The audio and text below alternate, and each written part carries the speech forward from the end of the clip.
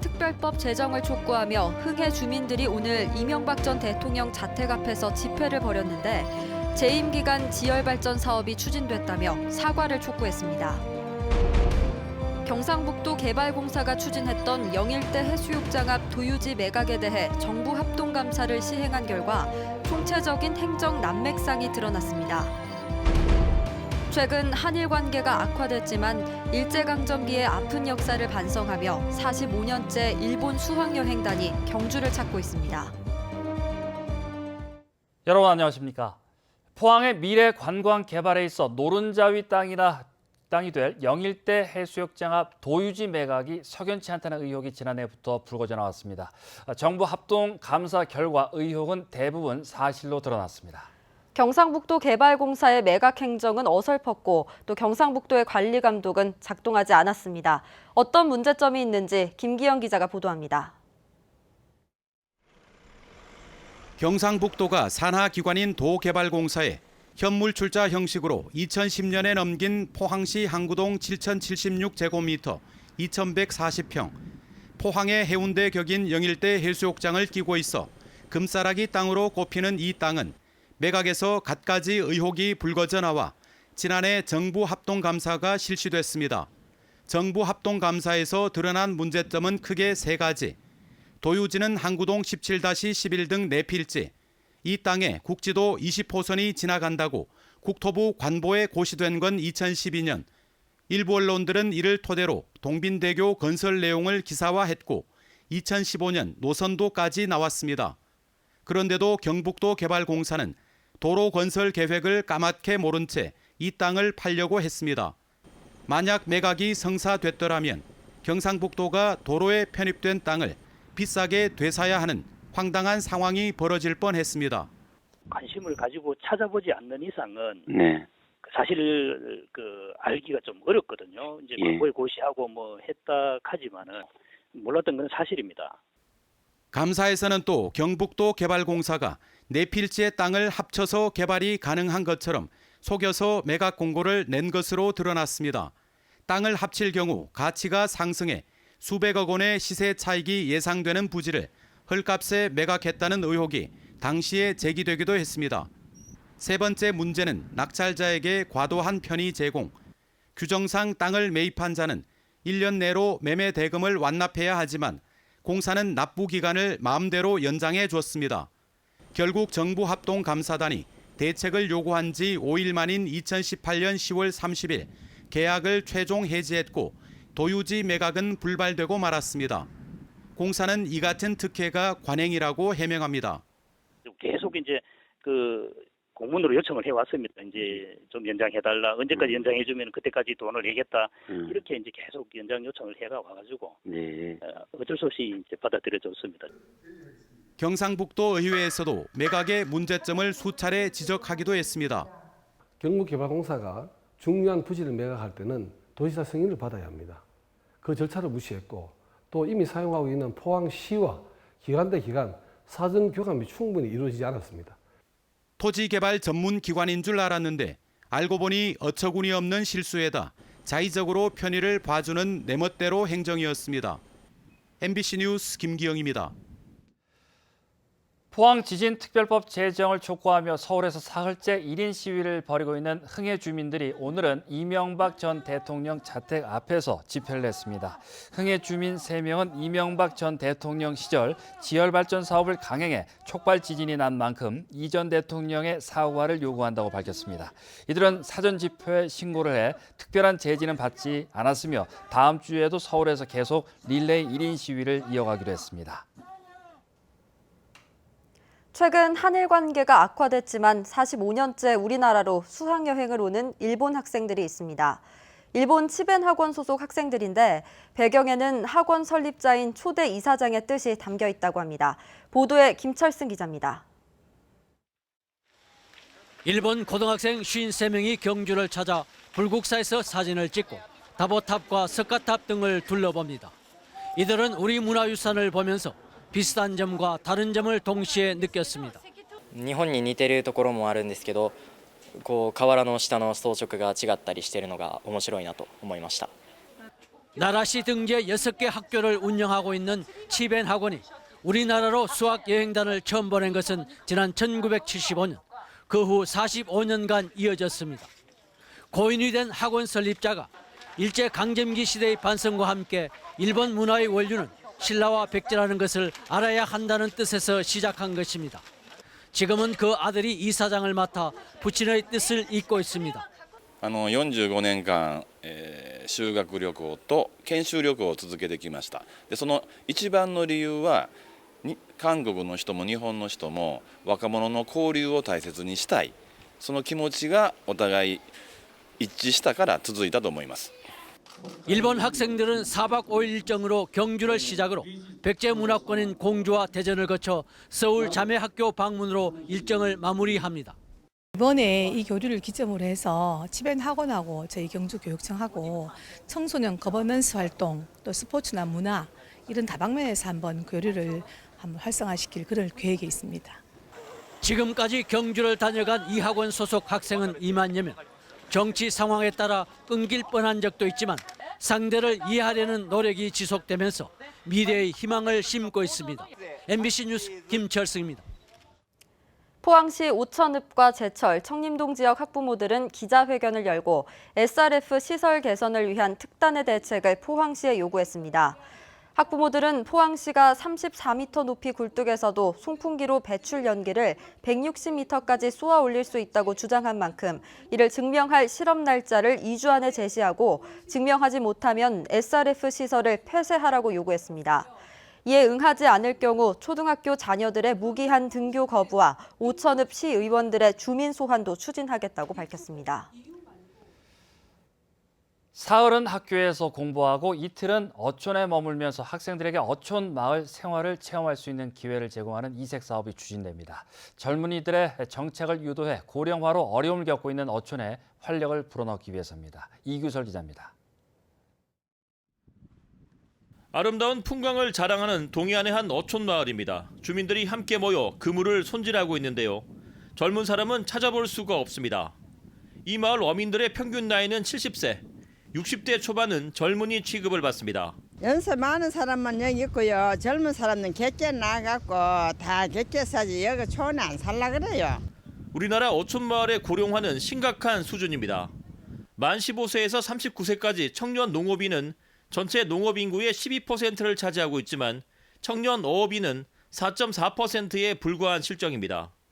사정이 이렇다 보니 젊은이들의 어촌 정착을 돕기 위해 학생들이 공부를 하면서 어촌을 체험할 수 있는 이색 사업이 전국 최초로 경북에서 추진됩니다. 고교생과 대학생들이 주 5일 가운데 사흘은 학교에서 공부를 하고 이틀은 어촌 마을에 머물면서 예술 창작 활동과 마을 환경 개선 사업 등을 하게 되는데 하루 10만 원 안팎의 활동비가 지원됩니다. 당장 물고기를 잡거나 양식업을 하라는 뜻이 아니라 이 기간 동안 어촌 마을의 실정을 파악해 정착할 수 있는 일거리를 찾아보라는 의미입니다. 청년들이 어촌에 가서 실질적으로 체험을 해보고 그다음에 끝나고 가면은 정착을 할 수 있는 그런 동기를 부여하기 위해서 일본 효고현 사사야마시에서 시행해 청년 인구 유입의 효과를 본 반학 반지역 협력대 사업을 경상북도에서 벤치마킹한 것인데 오는 26일까지 시범사업 참가 희망자를 모집합니다. 이런 새로운 시도들이 청년들이 다 빠져나간 어촌 마을에 다시 온기를 불어넣을 수 있을지 주목됩니다. MBC 뉴스 이규설입니다. 포항시가 도내 최초로 소상공인 간편 결제 서비스인 제로페이를 오늘부터 도입했습니다. 제로페이는 소상공인 수수료 부담을 줄이기 위해 정부와 지자체, 은행, 민간 간편 결제 사업자가 협력해 도입한 QR코드 방식의 간편 결제 서비스입니다. 가맹점 제로페이 수수료는 연매출 8억 원 이하는 0%, 8억에서 12억 원은 0.3%, 12억 원 초과는 0.5%입니다. 외국인이 단기 취업 비자로 입국해 농가에 취업할 수 있도록 한 계절 근로자 제도가 농번기 일손 부족 해결에 톡톡한 역할을 하고 있습니다. 현재 90일로 돼 있는 외국인 근로자의 체류 기간을 연장해달라는 목소리도 나오는데 불법 체류 문제가 걸림돌이 되고 있습니다. 홍석준 기자입니다. 영주의 한 복숭아밭. 60대 농부를 도와 새순치기 작업을 하는 건 베트남 청년들입니다.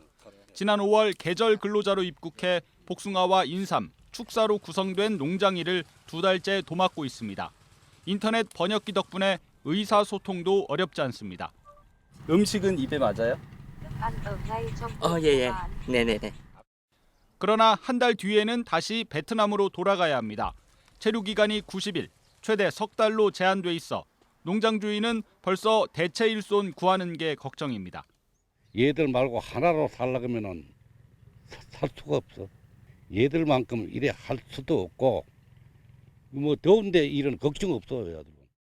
농번기 일손 부족 해결을 위해서 2015년 처음 도입된 외국인 계절 근로자 제도는 지난해 입국자가 2,800명으로 급증하는 등 농가의 폭발적인 호응을 얻고 있습니다. 한 달 175만 원, 국내 인건비의 3분의 2만 부담하면 만성적인 구인난에서 벗어날 수 있습니다. 파종에서 수확까지 최소 6개월이 소요되는 만큼 근로자들의 체류 기간을 더 늘려달라는 요구도 커지고 있습니다. 농번기의 시점이 약간씩 다릅니다. 그렇기 때문에 그 출입국하는 시간도 뭐 3월 달에 들어와야 될 사람, 뭐 5월 달에 들어와야 될 사람 그런 것들도 좀 탄력적으로 운영했으면 좋겠습니다. 현재 국회엔 체류 기간을 5달로 늘리는 법안이 제출됐지만 불법 체류 문제가 걸림돌로 지적됩니다. 제도 도입 이후 전체 계절 근로자의 2.3%, 115명이 농장을 이탈해 불법 체류 중인데 해당 지자체에 근로자 배정을 줄이는 것 외에는 뾰족한 대책이 없습니다. 인권관계, 이런 관계 때문에 그 여권이나 통장 같은 게 저희들이 받아 놓을 수가 없습니다. 애로사항이 뭔지 물어보고 이탈하지 않도록 저희들이 계도하는 방법밖에 없습니다.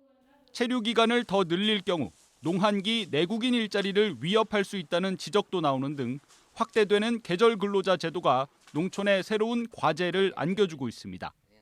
MBC 뉴스 홍석준입니다. 환경부는 시도가 설치하는 대기 배출 시설을 환경부 장관이 직접 관리하도록 대기환경보전법 하위법령을 개정합니다. 개정안은 전국 183개 대기 배출 시설에 대한 부실 관리 문제를 개선하기 위한 것으로 자동차 배출가스 정밀 검사 지역 확대와 미세먼지 발생원 관리 개선안도 포함됐습니다. 또 정부는 대기오염물질 측정값을 조작할 경우 조업을 정지시키고 측정 대행업체의 등록도 바로 취소하는 원스트라이크 아웃제를 도입하기로 했습니다. 경상북도 IT 융합 산업기술원은 울릉도에서 자율주행차 실증 테스트를 진행하며 주민들을 대상으로 체험관을 운영합니다. 이번 테스트는 태하 공설운동장 도로에서 실시간 도로 상황 인지와 도로 정밀 앱 구축을 위한 데이터 수집 등으로 진행됐습니다.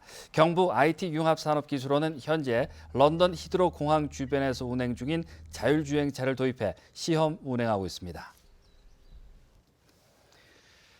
오늘 오후 4시 18분쯤 포항시 남구 대잠사거리 고가도로에서 108번 시내버스가 고가도로 난간을 들이받고 멈춰서는 사고가 났습니다. 시내버스는 운행 중 빗길에 미끄러져 고가도로 난간을 들이받으면서 탑승객 12명 가운데 4명이 경상을 입어 병원 치료를 받고 있습니다. 경찰은 버스기사와 승객들을 상대로 정확한 사고 경위를 조사하고 있습니다. 오늘 장마전선이 북상하면서 경북 동해안에도 내일 새벽까지 100mm 이상의 많은 비가 예상됩니다. 비와 함께 바람도 강하게 불어 피해 없도록 각별한 대비가 필요합니다. 안수진 기상캐스터입니다. 오늘 온종일 장맛비가 땅을 적시고 있습니다. 이번 비는 오늘 밤부터 내일 새벽 사이 많은 비를 뿌리겠는데요. 경북 동해안으로는 100mm 이상을 기록하겠고요. 울릉도와 독도에는 20에서 60mm의 비가 예상됩니다. 이 장맛비는 내일 낮이면 대부분 소강 상태에 들겠습니다. 울릉도와 독도는 오후까지 비가 이어지겠습니다. 이 많은 비가 예상되면서 경북 동해안에는 호우 예비특보가 발표됐고요. 강풍주의보도 내려졌습니다. 울릉도와 독도에는 강풍 예비특보가, 동해 전해상으로는 풍랑주의보가 발표돼 주의가 필요하겠습니다. 자세한 내일 날씨 알아보겠습니다. 내일 흐리고 오전에 대부분 비가 그치겠습니다. 아침 기온 20도에서 21도, 낮 기온은 24도에서 26도입니다. 울릉도와 독도는 오후까지 비가 오겠습니다. 아침 기온 울릉도 19도, 독도 21도, 낮 기온은 울릉도와 독도 22도입니다. 동해상으로는 흐리고 오후까지 비가 내리는 가운데 바다의 물결 동해 중부 해상에서 최고 4m, 동해 남부 해상에서 최고 3.5m까지 일겠습니다. 이 장마전선은 목요일 낮부터 동해상으로 빠져나가겠고요. 다음 주 초반까지는 별다른 비 소식 들어있지 않은 가운데 기온도 차츰 오르면서 평년 수준을 회복하겠습니다. 날씨였습니다. 경북 동해안 지역의 기업 경기가 전반적으로 나쁜 상태가 지속되는 가운데 비제조 분야의 불황이 심각합니다. 한국은행 포항본부가 경북 동해안 292개 법인 기업을 상대로 6월에 업황 기업 경기 실사지수를 조사한 결과 비제조업의 지수는 59로 전월 대비 15포인트나 하락했습니다. 한국은행은 지난달 건축 착공 면적이 지난해에 비해 41% 감소하는 등 비제조업 불황이 심각한 상태라고 밝혔습니다. 한국수력원자력 한울원자력본부는 자매마을 지원에서 나아가 한 마을당 한 개의 특색 있는 마을 공동체 기업 육성 사업을 지원하기로 했습니다. 이를 위해 최근 70여 개 마을을 대상으로 사업 설명회를 연대 이어 이달 말까지 공모와 심사를 거쳐 8개 마을을 선정해 마을 공동체 기업 설립과 마을 기업 판로 지원에 나설 예정입니다.